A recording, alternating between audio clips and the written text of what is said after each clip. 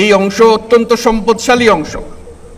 আমরা বলছি যে এটা আমরা পূর্ণ ব্যবহার করতে চাই, সম্পদকে আমরা এগিয়ে যেতে চাই, আমরা আর তর্ক বিতর্কের মধ্যে থাকতে চাই না। সেই জন্যই আজকে সনদ হলো, এই সনদ তর্ক বিতর্কের অবসান করবে। আমরা নিয়ম মতো চলে যাব, আমরা এখন নিয়ম মাফিক চলার জন্য তৈরি হয়েছি। এই নিয়ম যেন আজকে আজকে সই করলাম, অনেক আলোচনার মধ্যে দিয়ে আমরা সই করলাম, এটা আমাদেরকে পথ দেখিয়ে দেবে। এই পথে আমরা চলবো, তাহলে আমরা এই যে সম্পদ আছে সেই সম্পদের ব্যবহার করতে পারবো। আমি বারে বারে বলছি যে আমরা যদি গভীর সমুদ্র বন্দর করে দিই, তাহলে সারা দুনিয়ার জাহাজ আমাদের বন্দরে ভিড়তে হবে। আমাদের পণ্য সিঙ্গাপুরে খালাস করে দিয়ে চলে যেতে হবে না, অন্য দেশের পণ্য সিঙ্গাপুরে খালাস করে দিয়ে যেতে হবে না, আমার দুয়ার পর্যন্ত নিয়ে আসতে হবে পারবে।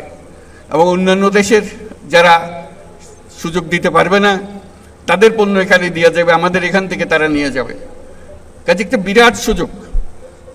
আর বঙ্গোপসাগরে মাছেরও তো একটা বিষয় আছে। অন্য দেশের মাঝিরা এসে, আমাদের মৎস্যজীবীরা আছে, এসে আমাদের পানি থেকে তারা মাছ শিকার করে নিয়ে যায়। আমরা হাত করে তাকিয়ে থাকি, কিছু করতে পারি না। আমাদের মাছ দিয়ে যায়, আমরা আমাদের মাছ ঘরে আনতে পারি না। এটার থেকে তো আমাদের উদ্ধার পেতে হবে। সেই বঙ্গোপসাগরকে মিলিয়ে, তার উপকূলকে মিলিয়ে আমরা সমস্ত বাংলাদেশ পরিবর্তন করে ফেলতে পারি। আমাদের পরিকল্পনায় যদি আমরা মাতারবাড়ি, কক্সবাজার সবকিছু মিলিয়ে, মহেশখালী সবকিছু মিলিয়ে আমরা যদি একযোগে বন্দর উন্নত করি, তাহলে পুরো এলাকা নতুন সিঙ্গাপুরে পরিণত হবে। এটা নির্ঘাত, এটার থেকে কেউ বাইরে যেতে পারবে না এবং সকল দেশের মানুষ এখানে আসবে।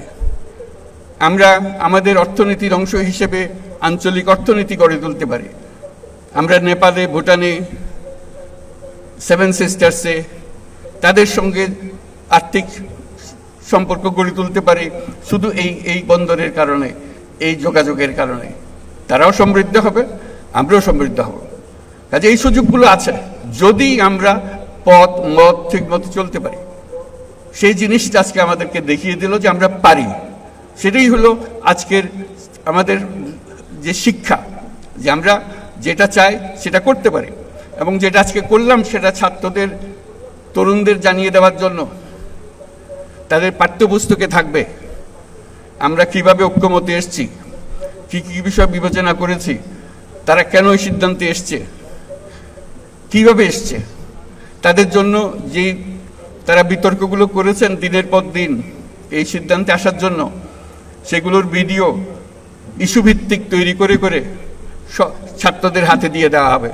তারা যেন দেখে তাদের নেতারা কিভাবে তাদের বিষয়গুলো বিবেচনা করছেন, কিভাবে সিদ্ধান্তে আসছেন, তারা যেন অনুপ্রাণিত হয়।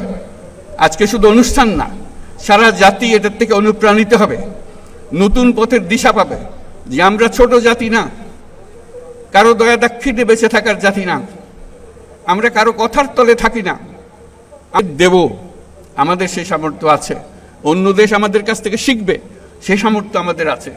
আজকে যেই সনদ সই করলো, এটা বহু দেশ শিখতে আসবে, এটা আমি গ্যারান্টি দিয়ে আপনাদেরকে বলে রাখলাম। এই যে একটা উদাহরণ সৃষ্টি করলেন, এরকম আরো বহু উদাহরণ আমরা সৃষ্টি করতে পারি। সেই পথে আমরা যেন চাই। আমরা একটা মহান জাতি, সেই মহান জাতি হিসেবে নিজেদের মধ্যে অনুভব করতে হবে।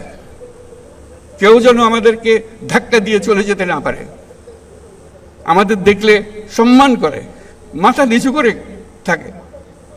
এত জিনিস তোমরা কি করে করলে?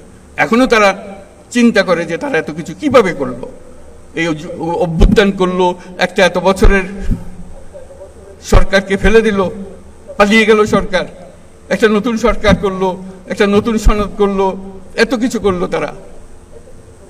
এটাই অবাক বিস্ময়ে তাকাচ্ছে।